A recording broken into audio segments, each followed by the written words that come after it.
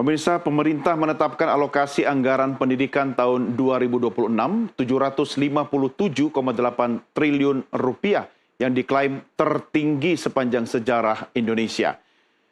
Anggaran pendidikan 2026 naik sekitar 5% dibanding tahun 2025 yaitu 724,3 triliun rupiah.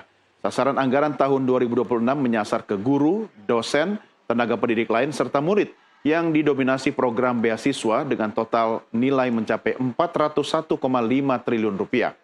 Sisanya adalah anggaran yang digunakan untuk infrastruktur sekolah dan kampus, termasuk pembangunan sekolah rakyat.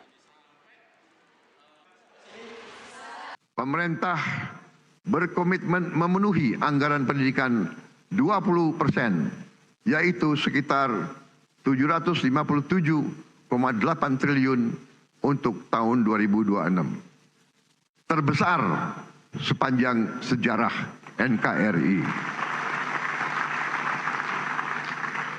Tapi kita harus waspada. Anggaran pendidikan harus tepat sasaran. Kita tingkatkan kualitas guru, perkuat pendidikan vokasi, selaraskan kurikulum dengan kebutuhan dunia kerja. Untuk gaji guru, penguatan kompetensi dan kesejahteraan guru, serta dosen dialokasikan sebesar rupiah 178,7 triliun. Tunjangan profesi guru non-PNS dan tunjangan profesi guru ASN daerah disiapkan secara memadai. Sekolah rakyat dan sekolah unggul Garuda dan sekolah unggul Garuda Transformasi kita perkuat sebagai jembatan pembangkit harapan bagi anak-anak miskin untuk meraih pendidikan terbaik. Ya pemirsa, bagaimana tanggapan DPR terhadap anggaran mewah pendidikan di tahun 2026 ini? Saya ajak Anda untuk berbincang langsung dengan Ketua Komisi 10 DPR RI, yaitu Dr. Insinyur Hetifah Saifuddin yang saat ini sudah terhubung bersama saya melalui sambungan Zoom. Selamat malam Bu Heti, apa kabar? Halo, selamat malam. Iya, baik, Mas. Terima kasih bersama kami, Bu Heti. Anggarannya sangat mewah, fantastis dalam sepanjang sejarah negeri kita, 757,8 triliun. Komentar Bu Heti? Sebetulnya memang ini sudah menjadi mandat ya, mandatory spending yang sekurang-kurangnya sesuai dengan amanat Undang-Undang Dasar atau Konstitusi kita menyatakan bahwa negara memang harus memprioritaskan anggaran pendidikan sekurang-kurangnya 20% dari APBN bahkan juga serta APBD. Nah, APBN kita kan tahun ini sekitar 3.786 triliun. Jadi kalau dibagi 5 itu ya kira-kira 20,01%-nya itu adalah 757,8 triliun itu. Nah, jadi sekarang kalau kita menyatakan ini terbesar sepanjang sejarah Indonesia itu betul sekali. Karena memang APBN kita juga mengalami peningkatan dari tahun ke tahun. Namun tentu saja kami gitu ya di Komisi 10 ya menghargai komitmen dari pemerintah untuk memastikan bahwa mandatory spending dari APBN ini memang bisa dipenuhi. Nah, persoalannya nanti mungkin 20% dari APBN sesuai dengan amanat konstitusi ini akan digunakan untuk apa saja. Ya.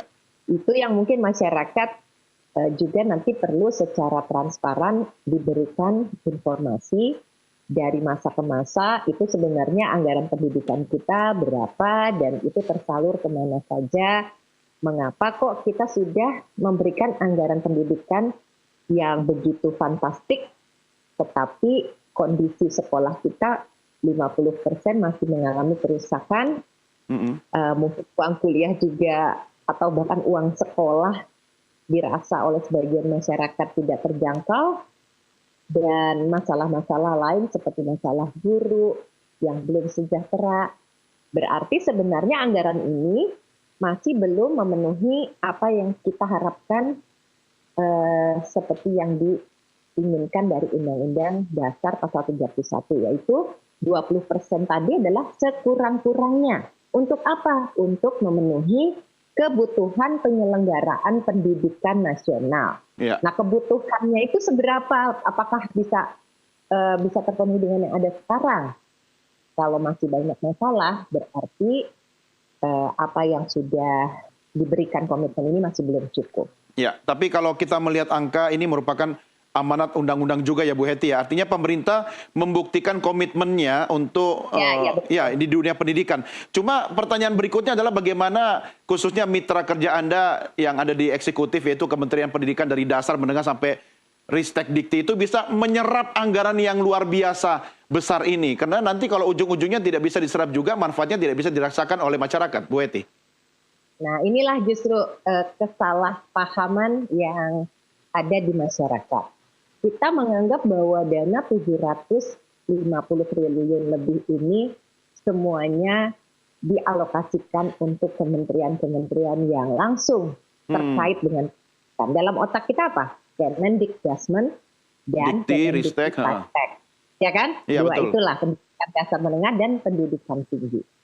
Nah, nanti besok kan saya baru mungkin minggu depan mulai raker dengan setiap kementerian. Nanti akan terkuak gitu bahwa ternyata Kementerian Pendidikan Dasar ini dari pengalaman 2025 sebenarnya kita pun memiliki 700 triliun lebih dana fungsi pendidikan. Disebutnya dana fungsi pendidikan ya, ini kalau di nota keuangan. Ternyata hanya 4,6% dari 20% tadi yang teralokasi di Kemendikbudmen. Dan hanya sekitar 7% sekian untuk Kemendikbudristek. Jadi 33 triliun itu dana yang sangat kecil ya untuk sebuah kementerian Dikbudmen yang mengurus dari mulai PAUD, SD, SMP, SMA, SMK di seluruh Indonesia, bukan saja pembiayaan yang terkait dengan mungkin kegiatan-kegiatan yang diperlukan untuk memberikan pelayanan. Bu Hetty, ini termasuk gaji guru sudah di dalam anggaran ini? Jadi di dalam dana fungsi pendidikan itu, ya teman-teman, jadi mungkin ada dana yang diberikan kepada kementerian khusus pendidikan itu sangat kecil sekali, tetapi cukup banyak dana yang ditransfer ke daerah. Nah, dana yang ditransfer ke daerah ini nanti masuk ke dalam APBD. Di APBD digunakan sebagian untuk membayar guru. Ya, ini yang nanti kemudian seharusnya gitu ya APBD dari pemerintah daerah itu menghitung 20% itu tidak menghitung apa yang ditransfer dari dana APBN. Tapi ini sekarang dia menghitung juga dana dari APBN itu di dalam penghitungan 20% APBD-nya. Jadi sebenarnya ini ada semacam mungkin kita tuh perlu ada kejelasan lah nanti. Sebenarnya yang dimaksud dengan dana fungsi pendidikan itu bisa termasuk apa saja. Karena sekarang bukan hanya guru, ya bukan hanya kementerian yang terkait dengan fungsinya. Nanti yang jadi banyak pertanyaan masyarakat juga terkait dengan hal-hal program prioritas lain yang bisa jadi kontroversial. Misalnya makan bergizi gratis, gitu kan? Apakah makan bergizi gratis menggunakan dana fungsi pendidikan juga? Nah, kalau misalnya sekarang MBG menggunakan dana fungsi pendidikan, ya yang besarnya lebih dari 335 triliun itu kan beberapa kali lipat atau hampir ya mungkin 10 kali lipat dari dana Kementerian Dikbudmen ya. Iya, 10 kali. Tapi kan peserta Dikbudmen itu yang mendapatkan manfaat MBG, Bu. Tetap beda ya. Justru itu. Berarti kita bisa memperdebatkan gitu ya. Orang juga mengatakan kan penerima manfaat juga kebanyakan sekolah, walaupun ada juga ibu hamil, ada ibu menyusui kan dapat MBG juga ya. Nah, apakah itu dari dana pendidikan atau sebaiknya MBG ini didanai oleh dana mungkin sosial atau dana kesehatan? Karena kan tujuan utamanya adalah perbaikan gizi. Jadi jangan mengambil dana dari fungsi pendidikan.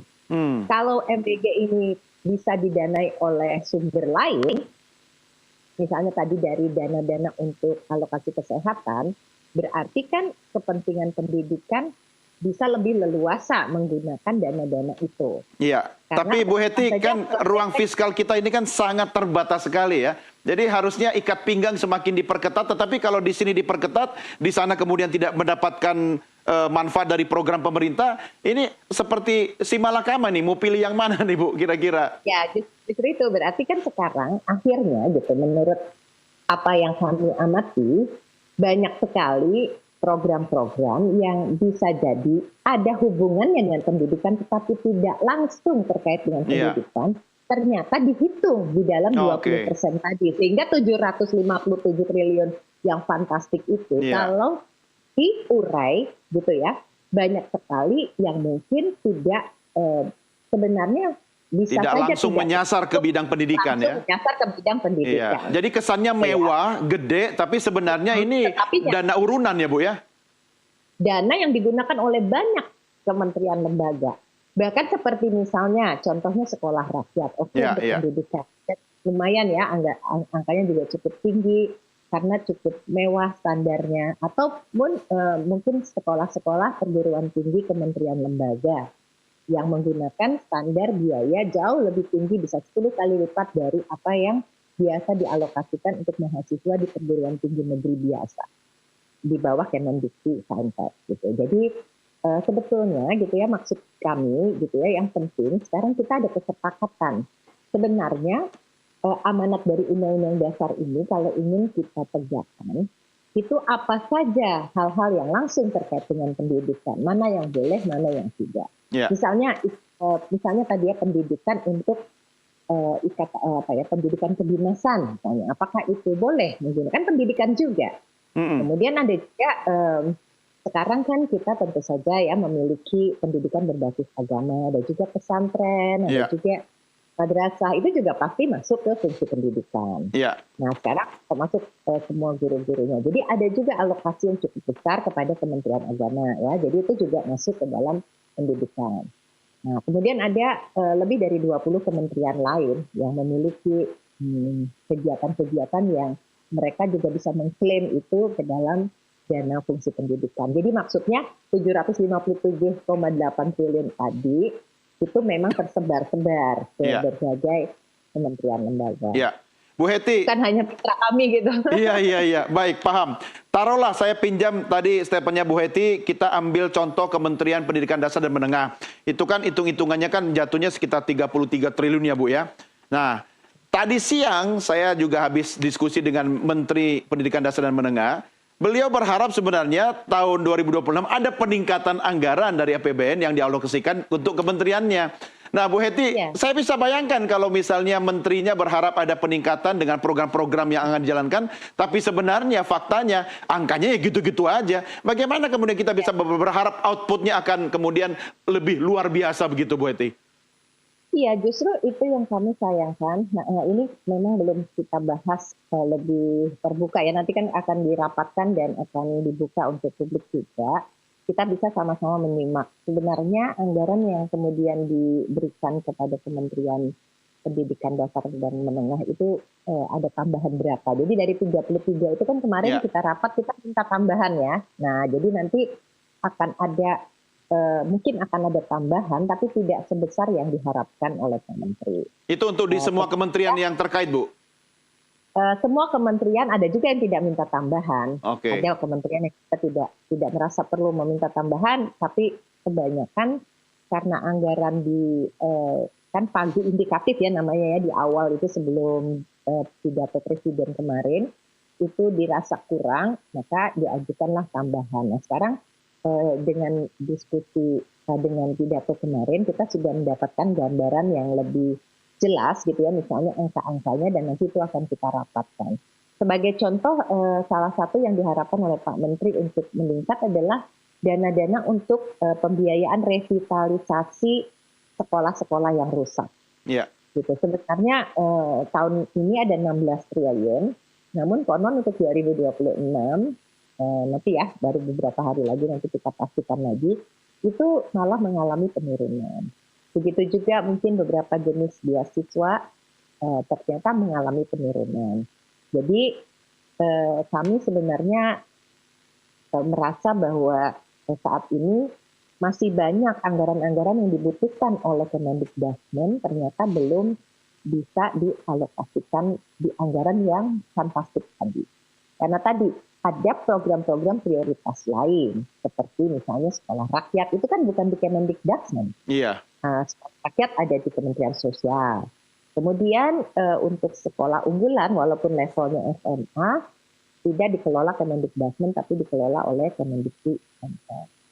Nah, jadi kita Komisi 10 akan tentunya membahas dan ikut mengawasi terkait dengan anggaran ini, dan kami ingin memastikan bahwa program-program prioritas pendidikan tetap bisa berjalan, gitu, walaupun anggaran di kementerian tertentu seperti Kemendikbudmen ini tidak sebesar yang kami harapkan atau kita semua harapkan. Ya, sesuai dengan yang Bu Hetty tadi sampaikan, kami juga sudah punya pernyataan dari Menteri Keuangan, Bu Hetty, untuk memperjelas apa yang kita diskusikan. Mari sama-sama kita simak statement dari Menteri Keuangan berikut ini. Yang ketiga adalah sarana prasarana sekolah dan kampus 150 triliun. Itu dari mulai rehabilitasi sekolah, dalam hal ini sekolah rakyat ada anggarannya tahun depan akan mencapai 24,9 triliun. Ini yang Bapak Presiden sampaikan 100 beroperasi, 100 dibangun baru. Bantuan operasi sekolah untuk sekolah-sekolah yang lain itu 64,3 triliun. BOP untuk PAUD itu 5,1 triliun. Renovasi sekolah dan madrasah, yang Pak Mendikdasmen nanti bisa menjelaskan, anggarannya 22,5 triliun. Ini lebih naik sedikit dibandingkan tahun ini. Kemudian biaya operasi perguruan tinggi 9,4 triliun, dan tadi Bapak Presiden menjelaskan mengenai sekolah unggulan, ada anggaran 3 triliun di 9 lokasi. Kalau kita bagi menjadi 3 di dalam ekosistem, yaitu yang diterima oleh murid, siswa dalam hal ini dan mahasiswa, itu 401 triliun sendiri. Dalam bentuk apa? Dari mulai beasiswa bidik misi, beasiswa LPDP, pengiriman untuk kartu atau program Indonesia Pintar, dan juga makan bergizi gratis. Untuk yang benefitnya diterima oleh guru dan dosen dan tenaga kependidikan itu 178,7 triliun.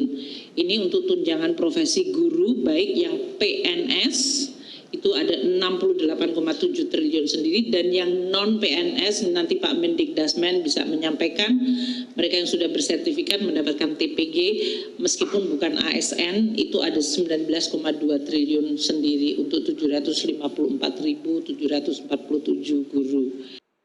Iya, angkanya sih oke ya Bu Hetty, tapi ini kayak arisan ini, keroyokan. Ya itu tadi, misalnya 401 triliun. Beasiswa. Itu akan dinikmati oleh, tadi coba dengarkan baik-baik, akan dinikmati oleh mahasiswa dan mahasiswa. Betul. Ya kan, dalam bentuk beasiswa, makan bergizi gratis, ya kan? Ada di dalam 401. Berarti MBG-nya masuk di situ ya Bu ya? Nah, masuk gitu. Dari 401 kalau ada 335 berarti sisanya berapa tinggal tuh? 100-an lah ya. Gitu. Kurang lah 70. Kurang iya. Ya nggak apa-apa, yang penting sehat dulu baru. Iya. Jadi kami juga menyadari ya, maksudnya kesehatan itu juga penting gitu ya. Tapi seperti tadi, dengan dana yang seperti ini sebenarnya bagaimana kita bersama-sama memperkuat agar anggaran ini betul-betul tepat sasaran, gitu ya, dan betul-betul berkeadilan, dan jangan sampai ada juga ketidaksetaraan gitu. Jadi seperti tadi ada 24 triliun gitu untuk berapa sekolah, katakanlah 200 sekolah. Berarti kan standar satu sekolah dibangunnya itu berapa ratus miliar. Jadi ada masih ada hal-hal yang memang prioritas mendapatkan anggaran yang besar. Nah, kita jangan sampai melupakan gitu ya, sekolah-sekolah existing SD yang dibangunnya sejak zaman impres 80-an yang sekarang sudah bocor-bocor, kan itu juga penting untuk dipikirkan. Jadi lebih adil gitu, jangan sampai ada sekolah yang sangat berstandar internasional, semua dibiayai dengan paket mewah dan premium, kemudian ada sekolah-sekolah yang sangat tidak memadai standarnya. Kita ingin ada pemerataan. Nah, oleh sebab itu, ya ini tugas kita juga sih untuk memastikan gitu ya, gimana sih ya tidak terjadi ketimpangan ke depan gitu. Ya, yang paling penting Bu Hetty, saya ingin tahu apa yang bisa Anda sampaikan dengan dana besar tapi keroyokan ya, bukan bancaan sih ya, ini dikelola oleh lintas KL gitu kan. Ya biar memang tersebar di berbagai kementerian dan lembaga, tetapi biar fokusnya sama, apa yang bisa Anda sampaikan? Nah, kalau menurut saya, mumpung Pak Presiden juga memiliki satu prioritas ya di dalam pembangunan SDM unggul ini. Jadi seharusnya Presiden itu memang menetapkan sebenarnya kebutuhan penyelenggaraan pendidikan kita secara nasional itu apa saja gitu, dari mulai pendidikan, dari mulai kesehatan anak di ibu hamil itu kan sekarang dengan MBG itu berarti diperhatikan ya. SDM itu dari mulai hamil sampai nanti perguruan tinggi yang berkelas internasional, karena banyak juga beasiswa LPDP berapa triliun untuk mereka yang sekolah baik di dalam maupun di luar negeri. Nah, sekarang berapa keperluan itu semua? Gitu. Jadi apakah itu 757,8 triliun itu cukup? Gitu. Kalau kita betul-betul ingin keroyokan sebanyak itu, tadi kan juga perbaikan, ada sedikit penambahan kata Ibu Menkeu ya untuk revitalisasi, karena itu termasuk madrasah ya, di situ masuk juga pembangun atau revitalisasi. Nah, jadi ini kan semua nih terlibat. Nah, kalau kita sudah bisa menghitung, sebetulnya lebih dari 20% juga tidak masalah. Kenapa sekarang harus mentok di 20%? Seperti sekarang kan 20,01% gitu. Malah justru hal-hal yang tidak terkait pendidikan dihitung sebagai fungsi pendidikan. Nah, yang kita inginkan adalah 20% itu murni pendidikan. Hal-hal yang terkait dengan pendidikan secara langsung. Bukan berarti gizi tidak penting. Tapi jika perbaikan gizi bisa dimasukkan ke anggaran dengan sumber yang lain, misalnya ke sosial atau kesehatan, pasti kita akan bisa memberikan hal-hal lain yang saat ini masih dirasakan masalah oleh masyarakat banyak. Baik. Bu Hetty, terima kasih sudah berbincang bersama kami malam ini. Selamat malam Bu Hetty. Oke. Pemirsa, demikian diskusi saya dengan Ketua Komisi 10 DPR RI, Dr. Hettifa Saifuddin. Jangan beranjak dulu karena kami akan kembali dengan diskusi lainnya. Tetap bersama kami.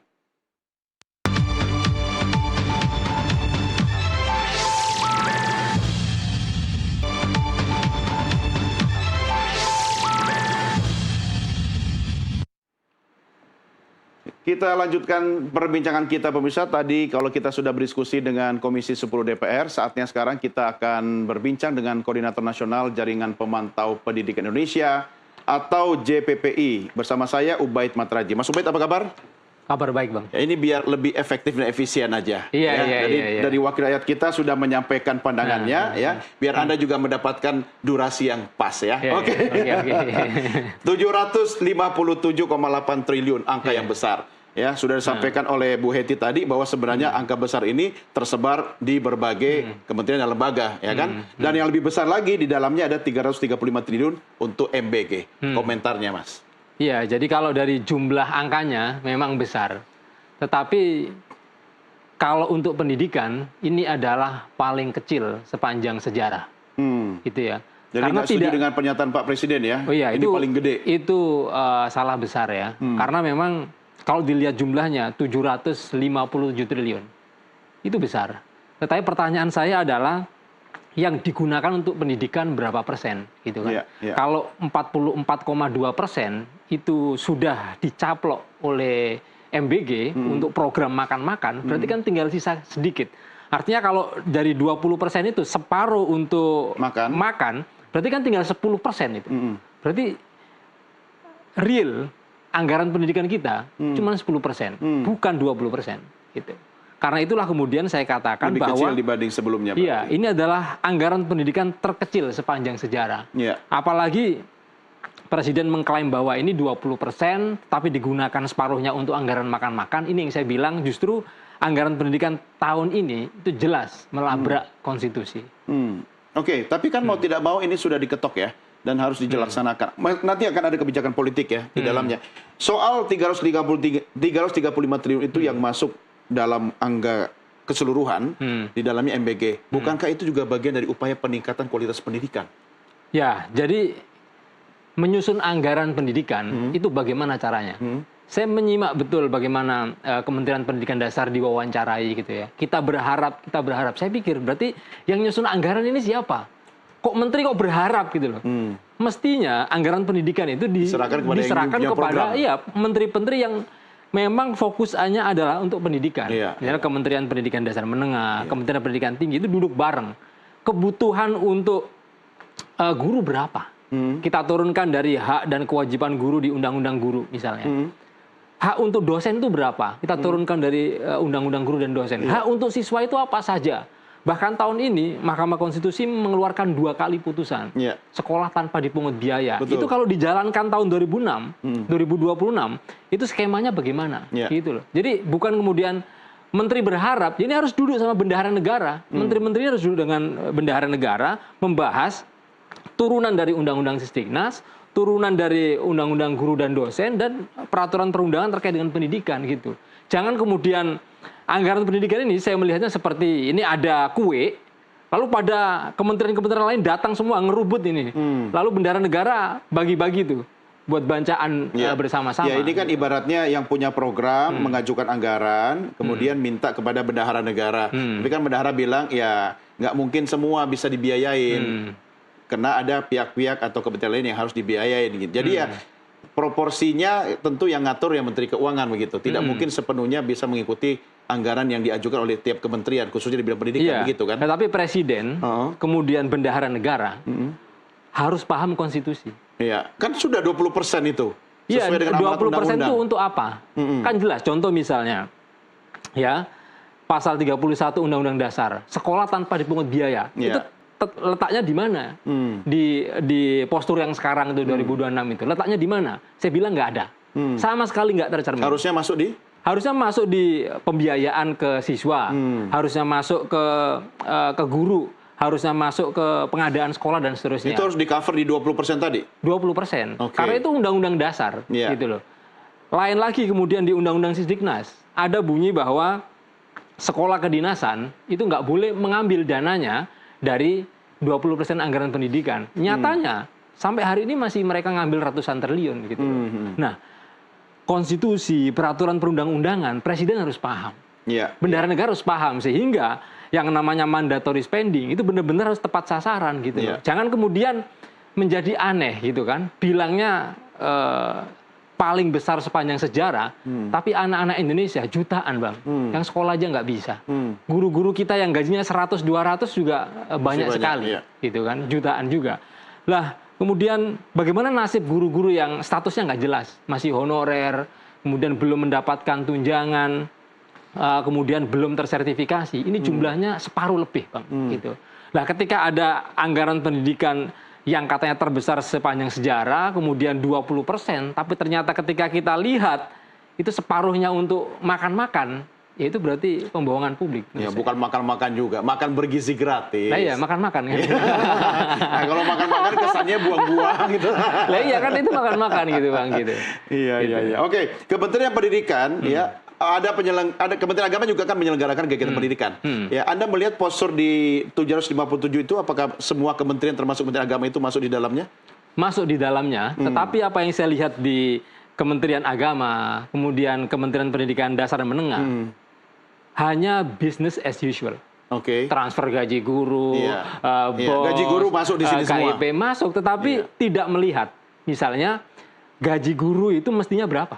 Tunjangan guru itu mestinya berapa? Contoh misalnya karena menyebutkan Kementerian Agama, antrian sertifikasi guru di Kementerian Agama itu lebih panjang dari antrian haji, bang. Iya. Jadi kalau haji paling antriannya 20-30 tahun, sertifikasi di Kementerian Agama itu ngantrinya lebih dari 50 tahun. Kenapa bisa selama itu? Ya karena nggak dianggarkan. Dibilang nggak ada anggaran. Diminta sertifikasi, tetapi anggarannya tidak ada. Nggak disediakan. Ada sebenarnya nggak disediakan. Tapi ternyata kita berharap 2026 itu disediakan. Nyatanya presiden lebih mementingkan makan-makan tadi. Gitu. Kayaknya nggak suka banget dengan program makan-makan ya? Saya suka. Tapi saya mohon harus konstitusional. Ya, kan jangan gunakan anggaran pendidikan gitu loh. Contoh misalnya sekolah kedinasan kan jelas namanya mahasiswa, ya kan, namanya kampus, itu aja nggak boleh menggunakan anggaran pendidikan. Apalagi ini hanya soal makan gitu. Yang makan siapa? Apakah hanya siswa? Ya, Enggak, ternyata kan banyak. Yang makan, ya mayoritas kan itu memang ditujukan untuk peserta didik, ya kan? Tapi kan Tingkat tidak hanya dasar dan peserta didik. menengah. Iya betul, tetapi kan tujuannya juga untuk menjaga kualitas peserta didik kita sehingga nanti mencapai Indonesia emas seperti yang diharapkan pemerintah begitu kan? Nah artinya kalaupun itu tidak diambil dari anggaran pendidikan, menurut Anda mau diambil dari anggaran yang mana? Ya, itu bendahara negara harus memperhitungkan dari anggaran mana, bisa pos kesehatan. Pasti kan seperti tambal sulam dong ya? Ya bukan. Pemerintah itu kita bernegara, ya. Pemerintah itu dipilih oleh rakyat. Itu kita punya panduan. Panduannya apa? Konstitusi. Iya. Karena itu menjalankan program-program harus sesuai dengan konstitusi. Iya. 20% tadi kan sudah sesuai. Dan pemerintah tapi untuk memenuhi apa? janjinya dong. Mandatory spending 20%. Tapi dilihat dong 20% itu untuk apa? Contoh misalnya nggak boleh sekolah kedinasan, dia pakai. Ya kan? Kemudian ada perintah sekolah tanpa dipungut biaya, kagak ada posnya. Kemudian kesejahteraan guru dan peningkatan kualitas juga tidak ada. Jadi ini hanya angka-angka di atas kertas, Tapi kan tetapi masuk, Mas. realitasnya nggak ada. Di anggaran itu kan masuk untuk biaya guru, dosen, tenaga pendidikan, dan juga murid. Ya termasuk sarana dan prasarana yang besarnya 150 triliun. Iya. Beasiswa meski berkurang tapi tetap 400,1 triliun gitu kan. Nah artinya bukankah ini oke business as usual. Tapi kalau tidak dijalankan juga kan tidak akan mendapat manfaat. Gini Bang, hak atas pendidikan itu untuk semua. Ya. Artinya Hak no mendasar. one left behind. Gak Ya. boleh satu pun yang ketinggalan, nggak boleh. Artinya kalau misalnya mau mensejahterakan guru, ya semua guru. Jangan guru yang PNS. Oke. Gitu loh. Kalau mau memberikan subsidi pembiayaan tanpa dipungut biaya kepada anak Indonesia, ya seluruh anak Indonesia. Ya, ini Jangan kan- anak Indonesia yang hanya di sekolah negeri. Oke. Ini kan guru juga guru honorer kan? Masuk di dalamnya. Tapi belum semua. Belum semua. Belum semua. Kan yang guru honorer juga cuma 300, 200. Bisa buat beli apa Bang? Buat beli tempe juga habis itu. Iya, iya, Gitu. iya. Bayarnya Artinya pun juga 3 bulan sekali ya? iya, artinya yang harus difikirkan adalah kalau untuk anak, berarti untuk semua anak. Oke. Berarti berapa jumlah anak usia sekolah di Indonesia? Lalu dianggarkan. Jangan kemudian rame-rame sekolah rakyat katanya untuk desil 1 dan desil 2. Kalau saya hitung berapa daya tampung sekolah rakyat? Contoh misalnya yang sudah jalan di 2024, itu hanya mampu menampung 10.000. Tahu nggak 10.000 itu untuk berapa anak? 0,3 dari total kebutuhan. Artinya kecil sekali gitu. Nah, ketika bicara soal sekolah rakyat, maka harus yang ada di bendahara negara bagaimana mampu menjangkau semuanya. Iya. Supaya di desil 1 dan desil 2 ini bisa sekolah. Ya bertahap dong. Jangan kemudian 0,3 gitu. Iya. Kalau kita nggak punya uang bertahap monggo. Tapi ini kelebihan duit kita ini.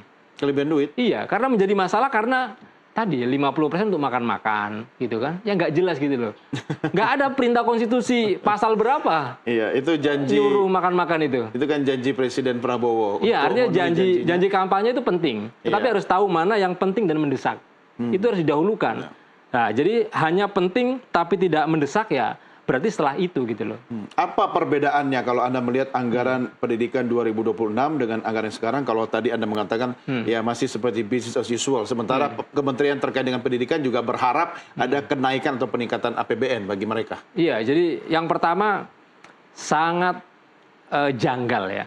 Kementerian Urusan Pendidikan hanya ngelola sekitar 3-5%. Iya, iya. Sedikit sekali gitu. Padahal urusan pendidikan itulah Kementerian Dasar dan Menengah ya. Ya, tadi di Kasmin cuma 33 triliun. Iya, itu kan nggak sampai 5%. Ya. Padahal kita punya program wajib belajar 12 tahun. Bahkan sekarang dinaikkan wajib belajar 13 tahun. Artinya ketika wajib belajar 13 tahun, itu adalah domain dari Kementerian Pendidikan Dasar dan Menengah. Mulai TK, SD, SMP, sampai SMA gitu. Iya. Artinya fokus anggaran mestinya ke situ. Iya. Setelah program wajib belajar 13 tahun selesai, baru ke yang lain gitu. Akan menjadi aneh pemerintah bikin program wajib belajar 13 tahun. Ketika ada anak bilang, saya ingin sekolah gitu. tapi nggak punya biaya gitu. Makan dulu baru sekolah. Makan dulu gitu. Lah, anaknya jadi bingung kan, orang tua bingung lah. Yang mewajibkan sekolah kan pemerintah. Iya, iya. Saya mau sekolah, kenapa jadi malakin saya gitu? Padahal kita sudah bayar pajak, ya kan? Kemudian bagaimana anggaran Kan pendidikan itu hak setiap mandatory warga spending. negara, hak setiap anak-anak itu mendapatkan pendidikan. Tetapi soal kewajiban, mereka juga berkewajiban kemudian untuk membayar uang sekolah misalnya. Nggak ada. Pasal Nggak ada, berapa? Nggak ada. Jadi di pasal 31 Undang-Undang Dasar ayat 2, setiap warga negara wajib mengikuti pendidikan. Ya. Oke, berarti mereka harus sekolah dan seterusnya. Ada lanjutannya, Bang. Pemerintah wajib membiayainya. Membiayai pendidikannya. Iya. Pemerintah wajib membiayainya, bukan pemerintah memberikan bantuan, bukan. Oke. Pemerintah wajib membiayainya gitu. Jadi Undang-Undang Dasar ini itu sangat rasional. Artinya bebas biaya sekolah begitu ya? Bebas biaya sekolah. Dari tingkat dasar sampai menengah. Iya, bahkan Mahkamah Konstitusi kan Iya. memutuskan bahwa sekolah tanpa dipungut Iya, biaya. tapi kalau dilakukan secara langsung saat ini, dari mana duitnya? Loh. Kata sahabat saya. Kalau Dari saya punya mana hitung-hitungan, Bang. duitnya? Kalau saya punya hitung-hitungan, 100 triliun cukup. Cukup. Cukup. Kalau tidak ada program-program lain termasuk makan tadi. Enggak juga. Berdasarkan catatan JPPI misalnya, dari tahun ke tahun, bahkan kemarin waktu Bendahara Negara, Bu Menteri Keuangan datang ke Banggar, itu realisasi anggaran pendidikan tahun 2024 itu cuma 17 triliun. 17%. Lah ketika alokasi realisasi anggaran pendidikan yang mestinya itu bisa terserap 20%, nyatanya hanya 17%, silpanya ratusan triliun. Kenapa tidak terserap semua? Lah itu yang jadi masalah gitu. Kenapa? Perencanaannya sangat buruk. Oh. Gitu. Artinya kalau saya bilang saya punya hitung-hitungan tidak lebih dari 100 triliun untuk bisa sekolah tanpa dipungut biaya, kita hanya pakai silpa saja langsung selesai. Oke. Bahkan kalau langsung ke siswa itu nggak perlu ada serapan anggaran, langsung ditransfer ke daerah, udah sampai itu. Ini Mas Ubaid lihat grafis kita ini anggaran pendidikan di Indonesia dari tahun 2020 sampai rencana tahun 2026 ini yang sudah disetujui ya. Kita pernah di angka 473,7 triliun. Itu naiknya kan tipis-tipis lah terus sampai kemudian di 2024 itu lumayan. Kemudian di tahun lalu itu cukup tinggi sampai hari ini kata Presiden Prabowo angka tertinggi dalam sejarah Republik Indonesia. Nah kalau Anda mengatakan business as usual artinya mau angka 400 triliun, 700 triliun sama aja dong. Kecuali kalau 700 tadi itu kemudian dikurangin 300 triliun MBG, balik lagi ke tahun 2020 kan? Iya. Sama kan? Jadi yang bermasalah itu adalah angka itu ngitungnya bagaimana? Ya, itu harus Iya kan? tanya Menteri Keuangan. Ya, saya udah tahu. Gimana? Jadi ngitungnya ya tadi, kementerian ini punya program apa, punya program apa, pada minta semua, Iya. karena ada ceruk nih 20% dari anggaran pendidikan. Meskipun kementerian bukan Kementerian Pendidikan, Iya. tapi mungkin terkait dengan bidang pendidikan, Iya, masuk pada juga. minta semuanya. Oke. Gitu. Padahal yang namanya sektor pendidikan itu ada prioritas yang harus dia penuhi. Mestinya anggaran pendidikan itu dihitung. Kalau misalnya hari ini lebih dari separuh sekolah itu rusak, Iya. bahkan lebih dari separuh sekolah itu kurang, ya daya tampungnya kurang dan seterusnya, berarti harus dipikirkan bagaimana supaya daya tampung sekolah Nah, itu itu pas. masuk tuh di Sarpras tuh 150 triliun. Iya, Ada. artinya itu masih kurang. Masih Gitu. kurang. Masih kurang. Contoh misalnya di Jakarta, dari tahun kapan sampai tahun sekarang, yang namanya SMA negeri, itu hanya mampu menampung sekitar 35%. Oke, ini kan Kecil per sekali. tahun. Siapa tahu tahun depan bisa naik lagi, Sarprasnya juga bisa jadi 200 triliun misalnya gitu. Ya bertahap. Tapi kan saya punya rekam jejak. 10 tahun terakhir, 5 tahun terakhir, nggak ada perubahan soal daya tampung sekolah negeri di banyak daerah. Sampai kemarin kemudian viral di Jawa Barat, ada satu rombel diisi 50. Karena memang sekolahnya nggak cukup. Anggarannya tidak dipakai untuk itu gitu. Tidak ada perencanaan untuk itu. Tetapi ketika direncanakan sejak awal untuk itu, kemudian menghitung berapa jumlah anak yang harus dibiayai, berapa jumlah guru yang dibiayai, maka tidak seperti ini jadinya. Seakan-akan kita ngelola anggaran pendidikan yang sangat besar, tapi anak nggak merasakan, guru nggak merasakan, bahkan sekolah rusak. Iya, mungkin kita harus lihat juga bagaimana kondisi Sarpras pendidikan yang harusnya bisa 30 tahun, tapi baru 3 bulan sudah ambruk. Iya. Ya, nah kalau itu kontraktor-kontraktor yang harus diedukasi. Nah, kita punya problem bahwa saat ini ya sektor pendidikan masih masuk menjadi top 5 Top 5 apa? sektor terkorup di Indonesia. Oke. Salah satu sektor terkorup di Indonesia. Karena itu problem soal laptop yang kemarin belum selesai-selesai, kemudian soal cloud juga nggak selesai-selesai. Itu ternyata dana pendidikan tidak hanya salah sasaran, tercecer di mana-mana, bahkan bocor Jadi di bancaan. mana-mana. Iya. Yang Anda mau katakan bahwa 757 triliun itu fantastis mewah, tapi juga mewah bagi para koruptor, begitu? Ya, ya. Dan untuk sektor pendidikan sebenarnya ini paling sedikit sepanjang sejarah, karena hanya 10%. Oke, apa yang bisa diharapkan oleh kita ya dengan angka yang menurut Anda sebenarnya paling kecil dalam sejarah ini? Ya, menurut saya ini kan baru rancangan RAPBN. Ya, Ini belum disahkan, Bang. iya. Karena itu dialog dengan banyak kementerian-kementerian termasuk Kementerian Pendidikan berharap itu harus menjadi pertimbangan bendahara negara dan juga kepala negara. Harus ada mana prioritas yang mendesak, ya, mana yang penting dan mendesak, mana yang penting saja tapi belum mendesak. Maka harus tahu presiden mana yang sesuai dengan konstitusi, kewajiban konstitusional itu mana dan mana yang itu program-program populisme gitu ya. Dan itu harus ditegakkan dalam penyusunan RAPBN ini. Ya, Gitu. suarakanlah mumpung belum ketok palu final kan? Ya, karena Anda itu diajak pemerintah nggak untuk bicara? Atau karena DPR? itu kami bersurat ke pemerintah dan juga ke DPR soal nota keberatan ini, soal nota keuangan ini ya, Oke, keberatan apa dengan yang Anda keberatannya? ya tadi bahwa kalau anggaran makan-makan ini menggerogoti separuh dari anggaran pendidikan, ini maka saya khawatir anak tidak sekolah akan semakin banyak, kualitas guru akan semakin menurun, kesejahteraan guru akan sangat memprihatinkan, bahkan sekolah-sekolah tidak tersedia. Dan ketika kita punya mimpi Indonesia emas, kita akan terseok-seok menuju ke sana kalau kita tidak ada keperpihakan anggaran pendidikan ini kepada mana yang penting dan prioritas bagaimana yang digariskan oleh konstitusi Ya, kita. tahu gitu kan tadi harusnya ngobrol bareng sama Bu Heti, bisa nyampe pesannya Iya, gitu kan. iya kan, Nanti abang kalau tadi di kan. DPR dibahas kan ya nggak perlu nunggu lagi disuratin atau apa. Iya. Oke, saya Oke. tutup dulu soal MBG. Oke. Ya idealnya kalau ini nggak ada MBG masuk di anggaran pendidikan, angka berapa sih yang paling ideal kalau kita mengacu amanat undang-undang yang 20% tadi, tapi realnya yang dibutuhkan masyarakat kita itu sebenarnya berapa? Iya. Jadi mandatory spending kita itu 20%. Iya, 20%. Artinya kalau di jumlah maka ada 757 triliun. Itu adalah anggaran pendidikan. Iya. Lah, sekarang kita harus benahi mekanisme bagaimana menyerap 757 triliun itu. Nah, gitu. apa saja itu yang di 757 triliun itu? Ya kan MBG yang harusnya nggak masuk di situ. Menurut Anda yang paling penting itu apa saja komponen dari semuanya? Ya, menurut saya ada 3 yang paling penting. Oke, yang utama 3. Yang pertama adalah soal pembiayaan anak-anak, ya, sekolah tanpa dipungut biaya. Oke, Itu harus dihitung. Anak di jenjang TK, SD, SMP, SMA itu harus dihitung. Karena sekolah negeri ya di seluruh Indonesia itu daya tampungnya sangat minim. Ya. Kalau dikti beda ya.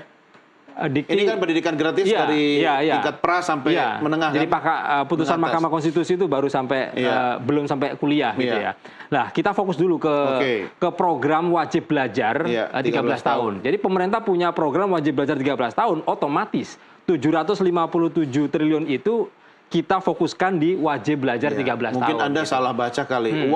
Wajib belajar 13 tahun, wajib cari biayanya sendiri juga. Baca yang jelas dong, Mas. akan menjadi aneh dong masa pemerintah nyuruh lalu bayarnya gimana, Pak? Ya urus sendiri lah. Oke, itu kritik buat pemerintah. Iya. Yang kedua apa selain sekolah gratis? Oke. Yang kedua, kalau anak-anak ini sudah sekolah, otomatis mereka butuh pendamping, butuh guru. Oke. Tenaga pendidik dan tenaga kependidikan. Jadi harus dihitung berapa rasio sesuai dengan standar itu, rasio murid dengan guru itu harus dihitung semua. Berarti kalau butuh guru misalnya, guru berapa jumlahnya? Termasuk guru non ASN. Iya. Iya, Karena kalau hanya mengandalkan ASN kurang. betul. Contoh di banyak daerah, satu sekolah gurunya cuma satu yang ASN. Iya, Artinya betul. semuanya honorer. Iya. Kalau honorer ini dipecat semua, ya yang satu orang mati Iya. di antara. Nggak ada sekolah, nggak Nggak ada jalan. sekolah. Artinya ketika anak-anak udah masuk sekolah, yang kedua adalah gurunya. Iya. Lah, gurunya ini juga kita akan menjadi masalah kalau gurunya nggak berkualitas. Maka harus dari Sertifikasi, kompetensi. ya, ada sertifikasi, ada peningkatan Yang tadi kompetensi. ngantri 50 tahun itu. Iya, itu harus dihitung benar. Maksudnya pemerintah itu guru daripada nunggu sertifikasi, naik haji aja dulu Naik lebih haji. cepat daripada sertifikasi.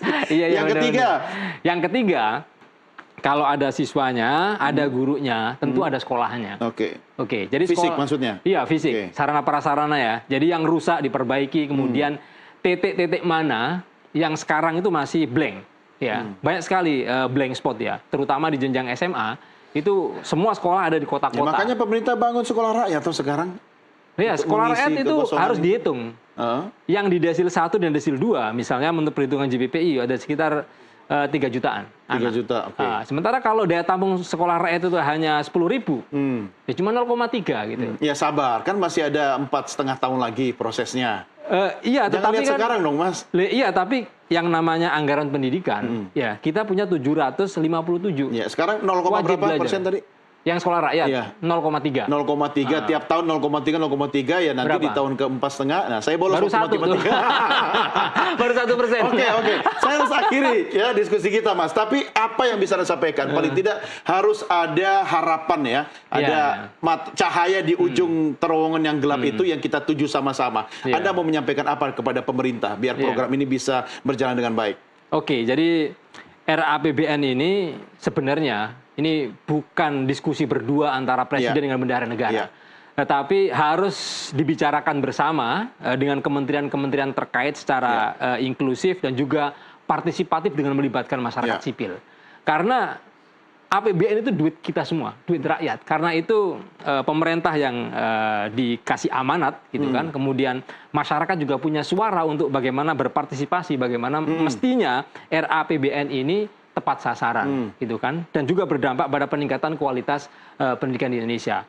Kemudian yang kedua, karena ini sektor pendidikan dan sektor pendidikan ini adalah jangan ada satupun anak yang ketinggalan, maka harus berbasis data. Jadi jangan bikin program itu angan-angan, tetapi harus datanya mana. Mau ambil data dari mana dulu nih? Kalau mau bikin sekolah rakyat dan menyasar desil 1 dan desil 2 itu ada berapa? Iya. Gitu kan. Kalau mau ada penerapan sekolah tanpa dipungut biaya, sampai hari ini yang anak tidak sekolah itu ada berapa? Kemudian kalau misalnya sekolah negeri itu tidak cukup, lalu harus melibatkan sekolah swasta. Lalu nanti ada pembedaan antara bos untuk negeri dan bos untuk swasta, dihitung. Bos untuk negeri idealnya berapa, bos untuk swasta idealnya berapa. Ya. Dengan begitu maka semua guru berkualitas dan sejahtera, anak-anak bisa sekolah, kemudian didukung dengan infrastruktur yang lengkap, maka kita punya harapan untuk bisa sampai kepada Indonesia Emas 2045. Apalagi didukung makan bergizi gratis kan? Nah, mantap itu. Kita kawal sama-sama dan oke. suara Anda juga akan didengarkan di DPR. Nanti pastikan Anda ketemu Bu Hetty untuk mengkritisi soal anggaran yang besar ini. Terima kasih Mas Ubaid. Sampai ketemu lagi. Pemirsa, inilah akhir diskusi kita. Jangan kemana-mana, kami masih segera kembali dengan berita lainnya. Tetap bersama kami di NTV Prime.